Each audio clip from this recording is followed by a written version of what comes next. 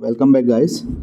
सो आप ये क्वेश्चन देख रहे होंगे स्क्रीन पर, ये यूनिफॉर्म कंटिन्यूटी से रिलेटेड है और ये CUET 2024 PG का जो एग्ज़ाम हुआ था उसमें आया क्वेश्चन है। CUET एक कॉमन यूनिवर्सिटी एंट्रेंस टेस्ट है जो अगर आप PG डिग्री में एडमिशन चाहते हैं सेंट्रल यूनिवर्सिटी, स्टेट यूनिवर्सिटीज़ में, सो आप को ये एग्ज़ाम लिखना ही होगा। और ये बहुत ही हायर मैथमेटिक्स का एक बहुत ही कॉम्पिटिटिव एग्ज़ाम है। सो आपको ये जो यूनिफॉर्म कंटिन्यूटी, जो ये क्वेश्चन मैंने अभी स्क्रीन पे लिखा हुआ है, ये टॉपिक आपका हर एक सिलेबस में पूछा जाता है। आइदर असिस्टेंट प्रोफेसर का एग्ज़ाम हो, किसी भी तरह के असिस्टेंट प्रोफेसर का एग्ज़ाम हो, या जैम का एग्ज़ाम हो, या फिर नेट का एग्ज़ाम हो, गेट का एग्ज़ाम हो, सारे एग्ज़ाम्स में ये एक हॉट टॉपिक रहता है।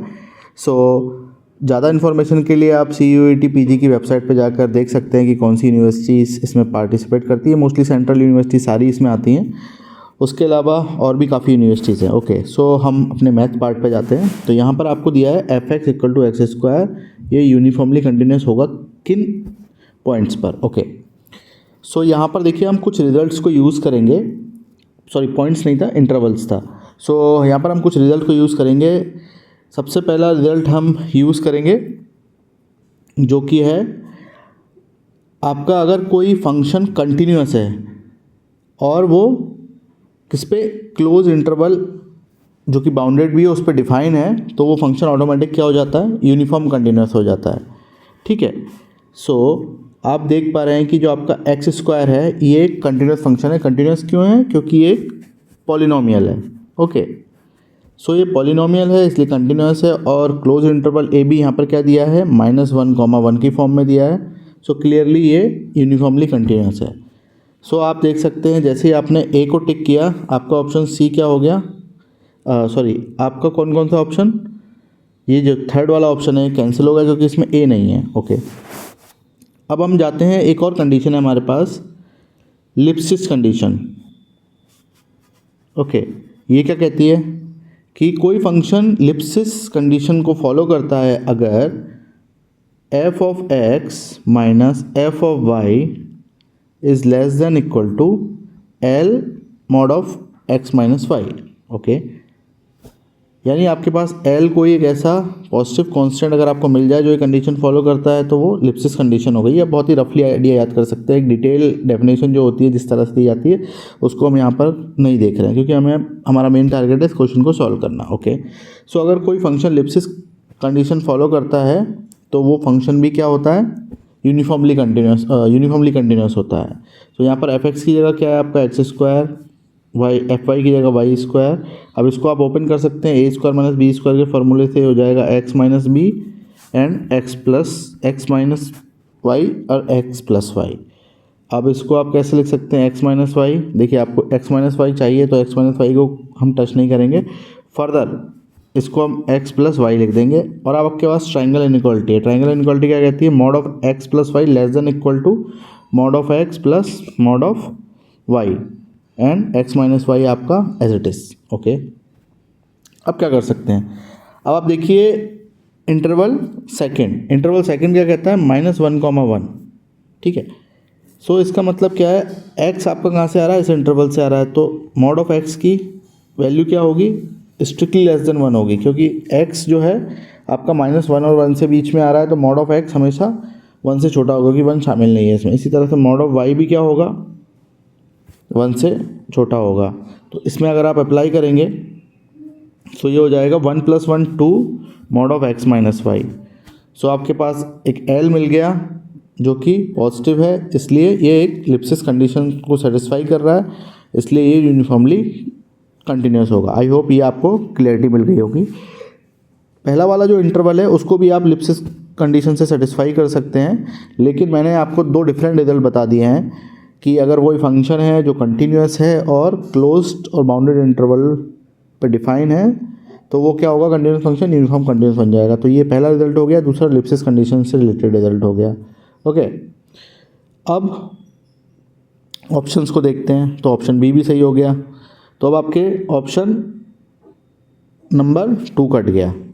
अब आपके पास 2 ऑप्शंस हैं, आइदर फर्स्ट हो सकता है या 4 हो सकता है। ओके, अब आर पे देखेंगे। अब आर पे देखने के लिए हम क्या करते हैं, एक फेमस रिजल्ट है इसका भी कि आर पे जो यूनिफॉर्मली कंटिन्यूस नहीं होता है, बट मैथ में हम ये बोल नहीं सकते कि ये नहीं होता है, हमें इस पे वर्कआउट करना होगा। तो हम वर्कआउट कैसे करेंगे उसको हम देखते हैं। Okay, now sorry. सो अब हम डायरेक्टली यूनिफॉर्म कंटिन्यूस की डेफिनेशन लगाते हैं। अब यूनिफॉर्म कंटिन्यूस क्या होता है? A function is called a uniform continuous if for given epsilon greater than 0, if you can find out delta greater than 0 independent of the points x, y, इससे independent होना चाहिए, such that whenever x minus y is less than delta, fx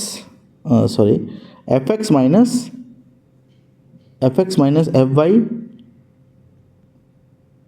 should less than epsilon. Okay, अब हम क्या करते हैं, मान लेते हैं कि यूनिफॉर्मली कंटिन्यूस है, कॉन्ट्राडिक्शन से प्रूफ करने की कोशिश करते हैं, और for some epsilon equal to 2। Okay, now अब हम क्या करेंगे, यहाँ से हमें क्या करना है, क्योंकि कॉन्ट्राडिक्शन से जाना है तो हम क्या करेंगे, एक्स और वाई पॉइंट ऐसे चूज़ करने की कोशिश करेंगे, ठीक है, कि उनका डिफरेंस जो है वो डेल्टा से छोटा हो। तो हमने मान लिया कि वो यूनिफॉर्मली कंटिन्यूस है, सबसे पहला पॉइंट तो हमने क्लियर कर लिया। सो इट मीन अगर वो यूनिफॉर्मली कंटिन्यूस है तो किसी भी एप्सिलॉन के लिए कोई ना कोई एक डेल्टा एग्जिस्ट करेगा। ओके, अगर डेल्टा एग्जिस्ट करता है, नाउ ये डेल्टा क्या है, पॉजिटिव होगा।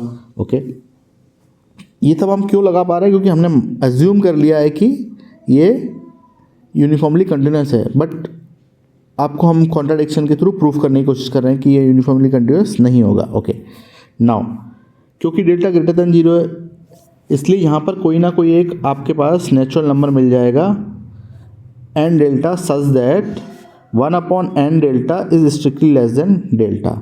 ये आर्किमिडियन प्रॉपर्टी होती है, आप इसको पढ़िएगा कि अगर आपके पास कोई भी, आप मुझे एक पॉजिटिव नंबर देंगे तो मैं हमेशा एक नेचुरल नंबर निकाल सकता हूँ सच दैट उसका 1/, उस डेल्टा से छोटा होगा। फॉर एग्जांपल अगर आपने मुझे डेल्टा दिया से 0.5, सो मैं हमेशा क्या निकाल सकता हूँ, एक नेचुरल नंबर निकाल सकता हूँ। सपोज वो नेचुरल नंबर मैंने 100 ले लिया, सो 1/100 की वैल्यू क्या होती है, 0.01, और जो कि 0.5 से छोटा है। तो आप बहुत सारे निकाल सकते हैं, बट एक हमेशा मिलेगा। तो ये हमारा जो पॉइंट था, ये हमें मिल गया कि अगर डेल्टा हमें ग्रेटर देन 0 है तो हमेशा हम एक नेचुरल नंबर ला सकते हैं सच that 1/n delta is strictly less than delta. Now x को हम क्या मान लेंगे, n delta plus 1/n delta. Okay, y को हम क्या ले लेंगे, n डेल्टा। अब आप देखिए x माइनस वाई अगर आप निकालेंगे, क्योंकि डेफिनेशन में देखिए x माइनस वाई का यूज़ है, x minus why should be less than delta. So n delta plus 1/n delta minus n delta, ये कैंसिल हो जाएगा और ये क्या बचेगा आपका मॉड में 1/n डेल्टा। और अब क्योंकि ये एक नेचुरल नंबर है इसलिए n डेल्टा बाहर निकल आएगा, मॉडुलस की ज़रूरत नहीं है। और ये हमने क्या निकाल रखा है, 1/n डेल्टा डेल्टा से छोटा है। सो देखिए अब आपकी डेफिनेशन लग रही है, डेफिनेशन क्या बोलती है, इसको एक बार ढंग से समझने की कोशिश करते हैं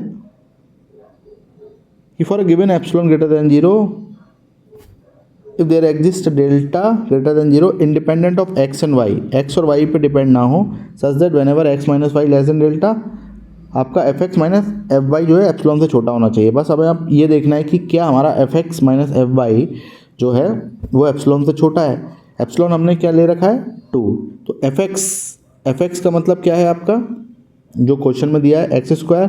अब हमें x हमने क्या पॉइंट माना था ये, और y माना था n डेल्टा, इस पे वैल्यूज़ निकालनी है।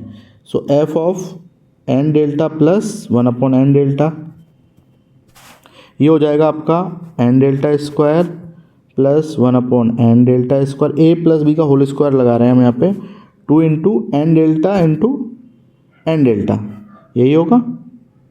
सो वो कैंसिल हो जाएगा। ओके, ये हो गया।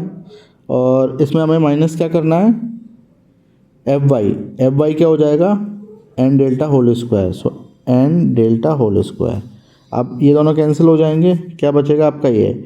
सो fx माइनस fy आपका बचा n डेल्टा स्क्वायर प्लस 2, ठीक है।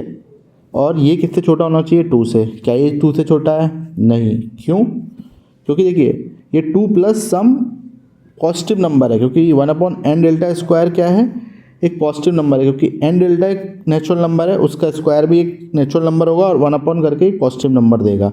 सो ये कभी भी 2 से छोटा नहीं होगा। और ये सारा कॉन्ट्रडिक्शन क्यों आया, क्योंकि हमने क्या माना था, किसी भी एप्सिलॉन के लिए हमें एक डेल्टा मिल जाएगा, ठीक। तो हमने स्टार्टिंग में क्या माना था, for epsilon equal to 2 there exist delta, और इस वजह से हमने ये पूरा प्रोसेस किया और ये हमें कॉन्ट्राडिक्शन मिला। इसलिए ऐसा कोई डेल्टा एग्जिस्ट ही नहीं करेगा, इसलिए हमारी यूनिफॉर्म जो कंटिन्यूटी है उसकी डेफिनेशन वर्क नहीं करेगी for this example, and hence we can say that x square is not uniform continuous on R. So अब अगर आप फिर से अपने ऑप्शन पे जाएंगे जो कि स्टार्टिंग में था, तो आप देखेंगे कि ये वाला जो सी जो है आपका गलत है, और इस वजह से आपका ये क्वेश्चन भी गलत हो गया, और इस वजह से ये जो आपका ऑप्शन फर्स्ट है वो क्लियर है। आई होप ये पूरा प्रोसेस आपको क्लियर हुआ होगा। देखिए ये जो पूरे प्रोसेस में मैंने जो बताया है, ये यूनिफॉर्म कंटिन्यूटी के बारे में बताया, ये यूनिफॉर्म कंटिन्यूटी लगभग मैंने सारा कवर कर लिया। कुछ और रिजल्ट भी हैं, हम आगे क्वेश्चंस पे डिस्कस करेंगे, बट यहाँ पे कुछ महत्वपूर्ण रिजल्टों को हमने डिस्कस किया है। And if you have any doubts regarding this process or anything, you can ask in the comment box. We will again meet with some other question. Till then, take care and bye bye. Or also please share this question, because this is one of the important topic for all higher education entrance exam. Take care and bye.